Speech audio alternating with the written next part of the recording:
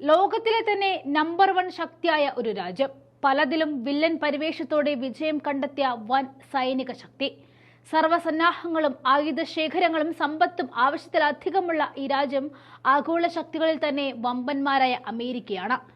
എവിടെയും തോൽക്കാൻ മനസ്സില്ലാത്ത ഒരു രാജ്യമാണ് അമേരിക്ക.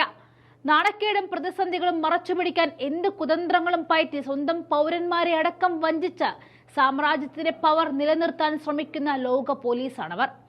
അമേരിക്കയെ വലവീശി പിടിക്കുവാനും അമേരിക്കൻ സൈനിക ശക്തിക്ക് മുന്നിൽ പൊരുതി നിൽക്കുവാനും അത്ര എളുപ്പത്തിൽ ഒരു രാജ്യത്തിനും കഴിയുകയില്ല. എന്നാൽ ഈ സാമ്രാജ്യത്വ ശക്തിയെ ചുവപ്പ് പ്രത്യയശാസ്ത്രം നൽകിയ കരുത്ത് കൈമുതലാക്കി ചെറുത്തു തോൽപ്പിച്ച ഒരു ചരിത്രമുള്ള ഒരു കൊച്ചു രാജ്യമുണ്ട് ലോകത്ത്. അത് വിയറ്റ്നാമാണ്. അമേരിക്ക എന്ന വമ്പനെ മുട്ടുകുത്തിച്ച ഈ കമ്മ്യൂണിസ്റ്റ് രാജ്യത്തിന്റെ പോരാട്ട കഥ രക്തത്തിൽ എഴുതിയ വേറിട്ട കഥ തന്നെയാണ്.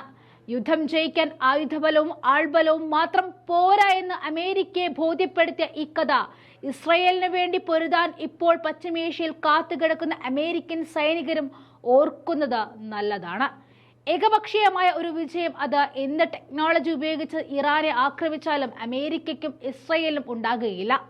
പുതിയ ലോകക്രമത്തിൽ കമ്മ്യൂണിസ്റ്റ് രാജ്യങ്ങളായ ചൈനയും ഉത്തര കൊറിയയും അമേരിക്കയ്ക്ക് എതിരാണ്. പഴയ കമ്മ്യൂണിസ്റ്റ് രാജ്യമായ സോവിയറ്റ് യൂണിയൻ ഇപ്പോൾ റഷ്യയായി മാറിയെങ്കിലും അവരുടെ അമേരിക്കൻ വിരുദ്ധ നിലപാടിന് ഇപ്പോഴും ഒരു മാറ്റവും സംഭവിച്ചിട്ടില്ല.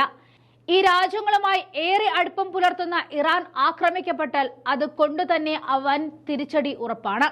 പ്രത്യയശാസ്ത്രപരമായി നോക്കിയാൽ ഇറാനിൽ കയറി ആ രാജ്യത്തെ പ്രഹരിക്കാൻ അമേരിക്കൻ സൈന്യത്തിന് അത്ര പെട്ടെന്ന് കഴിയുകയില്ല. വിയറ്റ്നാമിന് സമാനമായി ഗറില്ല ആക്രമണത്തിലൂടെ ശത്രു സൈന്യത്തെ തുരത്തുവാൻ ആവശ്യമായ എല്ലാ ഭൗതിക സാഹചര്യങ്ങളും ഇറാനിലുണ്ട്.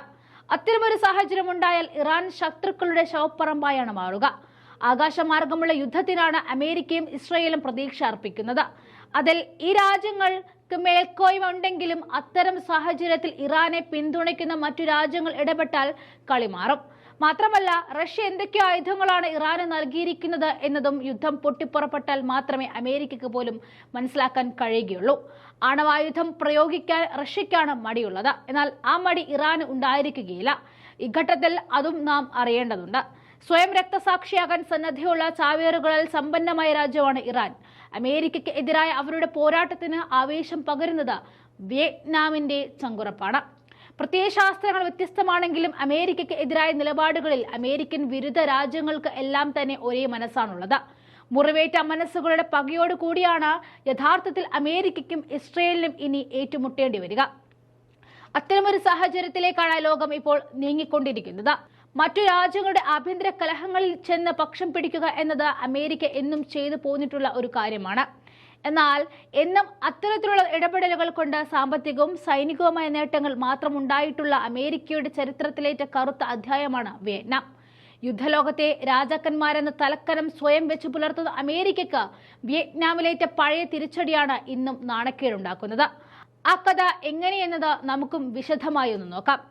അമേരിക്കയ്ക്കെതിരെ 20 കൊല്ലം നീണ്ടുനിന്ന യുദ്ധം നടത്തിയ ചരിത്രമാണ് വിയറ്റ്നാമിനുള്ളത്. 20 ലക്ഷം പേരാണ് ആ യുദ്ധത്തിൽ കൊല്ലപ്പെട്ടിരുന്നത്. ഇതിൽ 58,000 പേർ അമേരിക്കൻ സൈനികരും ഉൾപ്പെടും. ഉത്തര ദക്ഷിണ വിയറ്റ്നാമുകൾ തമ്മിൽ നടന്ന ആഭ്യന്തര യുദ്ധത്തിൽ 1965 അമേരിക്കയുടെ സായുധ ഇടപെടൽ ഉണ്ടായിരുന്നത്.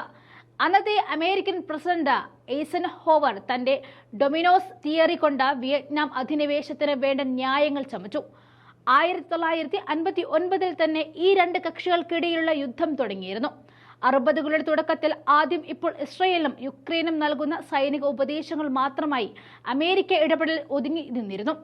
എങ്കിൽ 1965 സൈന്യത്തെ നിയോഗിച്ചതോടെ അത് പൂർണ്ണമായ സായുധ ഇടപെടലായി മാറുകയാണ് ഉണ്ടായത്. 1975 കമ്മ്യൂണിസ്റ്റ് ശക്തികൾ വിയറ്റ്നാമിൽ അധികാരം പിടിച്ചടക്കി ഉത്തര ദക്ഷിണ വിയറ്റ്നാമുകൾ ഏകീകരിച്ചതോടെ ആ യുദ്ധം കെട്ടടങ്ങുകയായിരുന്നു. വിയറ്റ്നാമുകാരുടെ നിശ്ചയദാർഢ്യത്തിനും ഗറില്ല യുദ്ധമുറകൾക്കും മുന്നിൽ ആ മണ്ണിൽ പിടിച്ചു നിൽക്കാൻ 4 ലക്ഷത്തോളം വരുന്ന അമേരിക്കയുടെ സൈനികർക്ക് സാധിക്കാതിരുന്നത് ലോകത്തെ തന്നെ അമ്പരപ്പിച്ചിരുന്നു. സാധ്യമായ എല്ലാ യുദ്ധമുറകളും അമേരിക്ക അവിടെ പരീക്ഷിച്ചു നോക്കിയിട്ടും തലങ്ങും വിലങ്ങും ബോംബിട്ട് തകർത്തിട്ടും വിയറ്റ്നാമിനെ കീഴ്പ്പെടുത്താൻ കഴിഞ്ഞിരുന്നില്ല. യുദ്ധങ്ങളുടെ ചരിത്രത്തിൽ ഏറ്റവും അധികം ബോംബ് വീണ നാടും ഒരുപക്ഷെ വിയറ്റ്നാം ആയിരിക്കും. അമേരിക്ക വിയറ്റ്നാമിലെ മണ്ണിലേക്ക് വർഷിച്ചത് 61 ലക്ഷം ടൺ ബോംബുകളാണ്. രണ്ടാം ലോക മഹായുദ്ധത്തിൽ ആകെ പ്രയോഗിക്കപ്പെട്ടത് വെറും 21 ലക്ഷം ടൺ ആയിരുന്നു. ഇതിൽ നിന്നും തന്നെ ആക്രമണത്തിന്റെ വ്യാപ്തി മനസ്സിലാക്കാൻ സാധിക്കും. അമേരിക്ക നിരവധി മനുഷ്യഹത്യഹീനമായ രാസായുധങ്ങൾ പ്രയോഗിച്ചു നോക്കിയെങ്കിലും അതും ഏറ്റില്ല. ഏകദേശം 2 കോടി ഗാലർ കീടനാശിനികളായിരുന്നു അന്ന് അമേരിക്ക വിയറ്റ്നാം കാടുകളിലേക്കും ഗറില്ലയുടെ നാശത്തിനായി ഒഴുക്കിയത്. ഒന്നുകൊണ്ടും ഫലം കാണാത്തപ്പോൾ തൊട്ടടുത്ത് കിടന്ന ലാവോസിനെയും കംബോഡിയയെയും വരെ അവർ ആക്രമിച്ചു. ഒടുവിൽ ദീർഘകാലത്തെ യുദ്ധത്തിനൊടുവിൽ വിയറ്റ്നാം അധിനിവേശം അവസാനിപ്പിച്ച് പലായനം ചെയ്യുകയാണ് ഉണ്ടായത്. 1,00,000-ലധികം സൈനികരുടെ ജീവൻ മാത്രമല്ല, ഏകദേശം $1 ട്രില്യൺ സാമ്പത്തിക ബാധ്യതയും അന്നത്തെ ആ യുദ്ധം അമേരിക്കയ്ക്ക് ഉണ്ടാക്കി കൊടുത്തിട്ടുണ്ട്. വിയറ്റ്നാമിൽ നിന്നും ഇറാനിലേക്ക് ഇപ്പോൾ കാര്യങ്ങൾ നീളുമ്പോൾ ആ പഴയ അനുഭവങ്ങളും അമേരിക്ക മറക്കാതിരിക്കുന്നതാണ് നല്ലത്. സ്വയം പോരാടി മരിക്കാൻ സന്നദ്ധരായ ജനതയുള്ള ഒരു നാടിനെയും ഈ പുതിയ കാലത്തെയും കീഴ്പ്പെടുത്താൻ അമേരിക്കയ്ക്ക് കഴിയുകയില്ല. ഇസ്രായേൽ ഇറാൻ സംഘർഷത്തിൽ ഇടപെടുക വഴി സ്വയം നാശമാണ് അമേരിക്ക വിളിച്ചു വരുത്താൻ പോകുന്നത്.